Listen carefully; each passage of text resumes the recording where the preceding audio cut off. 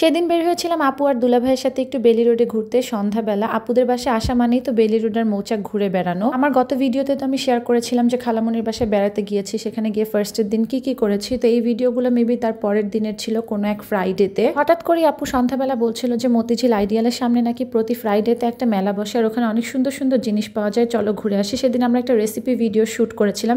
তো শ্যুট করতে করতে না আমাদের সন্ধ্যা হয়ে যায়, না হলে আমাদের বিকালে আসার প্ল্যান ছিল। আর সন্ধ্যাবেলা এইসব জায়গায় এসে তেমন কোনো মজা নেই, কারণ ঠিকভাবে কোনো কিছু দেখা যায় না। দিনের আলোতে যেমন সবকিছু একটু দেখে শুনে নেওয়া যায়। তারপর আপু এসে এখান থেকে একটা মগ নিল পানি খাওয়ার জন্য। মগটা কিন্তু খুবই কিউট ছিল। এই টাইপের একটা মগ আমি সামেরাকে নিয়ে দিয়েছিলাম সিএসডি থেকে। তো আপু ওরকম দেখে, এই মগটা একটু বড় ছিল অবশ্য সামেরাটা থেকে। তো এখান থেকে একটা মগ নিল। তারপর দেখলাম এখানে অনেক কিছুই বসেছে টুকিটাকি। এখানে তেমন আর ঘুরতে ইচ্ছা করছিল না, হালকা পাতলা দেখে বললাম যে চলো আমরা বেলি রোড আর মৌচাকের ওইদিকে যাই। আপুদের এখানে আসা মানেই মৌচাকে ঘুরে বেড়ানো, বিকজ মৌচাক মার্কেট ইজ অ্যাজ অলওয়েজ আমার ফেভারিট। নিউ মার্কেটের মতো বা নিউ মার্কেটের বেশি বলতে পারো। এখানে কি এমন কালেকশন নাই যে নাই। আমার একটা ওড়না নেওয়ার ছিল একটা ড্রেসের সাথে ম্যাচিং করে, তাই ডাইরেক্ট মৌচাক মার্কেটে চলে আসলাম। আমি আপু আর সামাইরাই আসছিলাম মৌচাক মার্কেটে। ভাইয়া সেখান থেকে ডাইরেক্ট দোকানে চলে গিয়েছে, বিকজ ভাইয়ার মৌচাক মার্কেটের ভিড় ভাট্টা এগুলো তেমন একটা পছন্দ করে না। আর মেয়েদের সাথে ঘুরে বেড়ানো ছেলে মানুষের তেমন একটা এমনিতেও পছন্দ না। যাই হোক, ফার্স্ট এসে আমরা না কিছু গজ কাপড় দেখছিলাম। আর মৌচাক মার্কেটের গজ কাপড় নিয়ে আমি চিন্তাই করেছিলাম যে আলাদা একটা ভিডিওই পোস্ট করবো, বিকজ এখানে এমন কোনো কালেকশন নাই যে নাই। আর এত রিজনেবল প্রাইসে সবগুলো গজ কাপড়, সব কোয়ালিটিফুল। তো যাই হোক, আমি যে ড্রেসটার সাথে ওড়না ম্যাচিং করতে আসছি সেটার সাথে দেখছিলাম যে কোন ওড়নাটা ম্যাচিং হয়। এই ড্রেসটার সাথে একটা চুনরি ওড়নাই নিতে চাচ্ছিলাম। তো চুনরির মধ্যে বিভিন্ন কালার ভ্যারিয়েশন খুঁজছিলাম। তো ফাইনালি একদম ম্যাচিং শেডের একটা চুনরি ওড়নাই পেয়ে গেলাম। মনে হচ্ছিল এই ড্রেসটার জন্য এই ওড়নাটা মেক করা হয়েছে। তো যাই হোক, এই ওড়নাটা এখান থেকে নিয়ে নিলাম। প্রাইসটা কত নিয়েছিল এটা আমার এক্স্যাক্টলি মনে নেই, বিকজ অনেক দিন আগে নিয়েছিলাম। তো আমি আর অনন্যাপু এবার ম্যাচিং গজ কাপড় কিনবো, মানে ম্যাচিং করে গজ কাপড় দিয়ে ড্রেস বানাবো। তাই কিছু গজ কাপড় দেখছিলাম। বাট আজকে অনেক রাত হয়ে গিয়েছে, এখান থেকে আমাদের আবার একটু বেলি রোডেও যাওয়ার প্ল্যান ছিল। তাই হালকা পাতলার মধ্যে একটু দেখে বের হয়ে গেলাম। আমাদের প্ল্যান আছে যে আগামীকালকে সকালে আবার আসবো মৌচাক মার্কেটে, বিকজ দিনের বেলা একটু ভালোভাবে দেখা যায়। দেন সামাইরাকে এখান থেকে অনন্যাপু চপস্টিক নিয়ে দিল। আমি মানা করেছিলাম নেওয়ার জন্য, বিকজ এগুলো দিয়ে একদিনই খেলে পরের দিন ঘরে পড়ে থাকে। আমার কাছে এগুলো হাবিজাবি জিনিস মনে হয়। বাট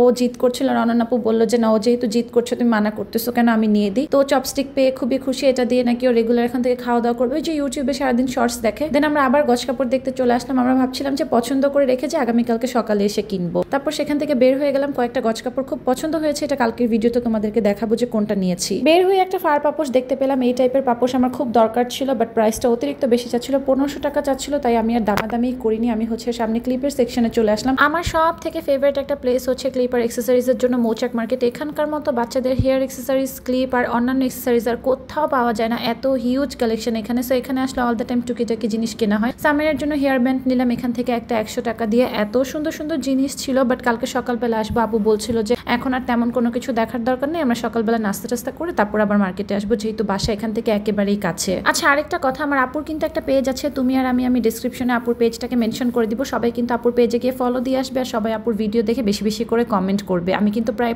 আমাদের পেজ থেকে আপুর পেজটাকে শেয়ার দিই, তোমরা অনেকেই হয়তো বা দেখেছো। দেন মৌচাক মার্কেটে কাপড় চোপড়ের সাইডে চলে আসলাম, যেখানে উইন্টারের অনেক নিউ কালেকশন ছিল। সামেরের জন্য উইন্টারের কিছু সোয়েট শার্ট, ট্রাউজার টাইপের দেখতে চাচ্ছিলাম।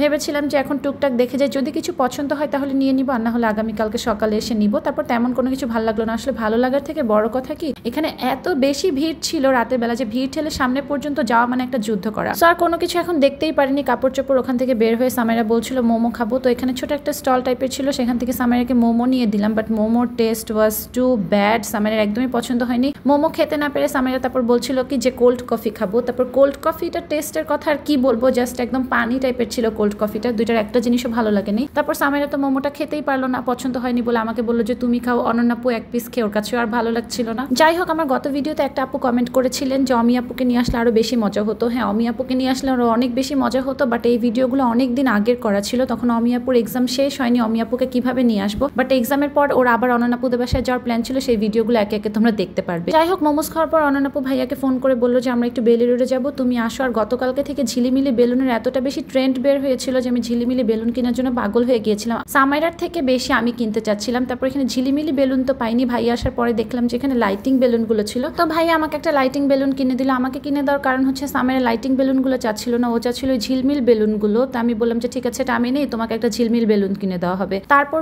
আমরা বেলি রোডের স্ট্রিট ফুড খেতে চলে আসছি। বেলি রোডটা এখন স্ট্রিট ফুডের জন্য এত ফেমাস। আমরা রেগুলার ভিডিও দেখে দেখে আপুকে আর ভাইয়াকে বলতাম যে যেদিন আপনাদের ওখানে যাবো সেদিন আমরা স্ট্রিট ফুড খাবো। যাই হোক, এখানে এসে ভাইয়া আমাদের জন্য ফুচকা নিল। ভাইয়া বললো এই দোকানটার ফুচকা নাকি অনেক মজার। আর আমি মিষ্টি টাইপের টক দিয়ে ফুচকা পছন্দ করি। টক টাইপের টকগুলো আমার একদম ভালো লাগে না। কে কে আমার মতো মিষ্টি টক পছন্দ করে এটা কিন্তু কমেন্ট করে জানাবে। আর সামিরের মোমো খাওয়ার ক্রেভিং এখনো ফুলফিল হয়নি, ও বলছিল যে আমি আবার মোমোস খাবো, তো আমি ওর জন্য এখান থেকে এক প্যাকেট মোমো পার্সেল নিয়ে নিলাম। বেসিক্যালি বাইরের মোমোসগুলো আমার একদম ভালো লাগে না, বাঁধাকপি দিয়ে ভরা থাকে। মোমোস মজা হয় সব থেকে বেশি অমিয়ার হাতেরটা, তাই বাহিরেরটা একদম ভালো লাগে না আমাদের কাছে। আর ওখান থেকে খাওয়া দাওয়া শেষ করে ভাইয়াকে বললাম যে চা খাবো। ভাইয়াও হচ্ছে আমার মতো সকাল সন্ধ্যা 2 কাপ চা না হলে একদমই চলে না। তো যেমন কথা তেমন কাজ, ভাইয়াকে বলতে না বলতেই ভাইয়াও চা খেতে নিয়ে চলে আসলো। তো খাওয়া দাওয়া শেষ। সোনার বাংলাদেশ আজকের ভিডিওটা এই পর্যন্তই ছিল। আশা করছি সবার কাছে ভালো লেগেছে। আল্লাহ হাফেজ এভরিওয়ান।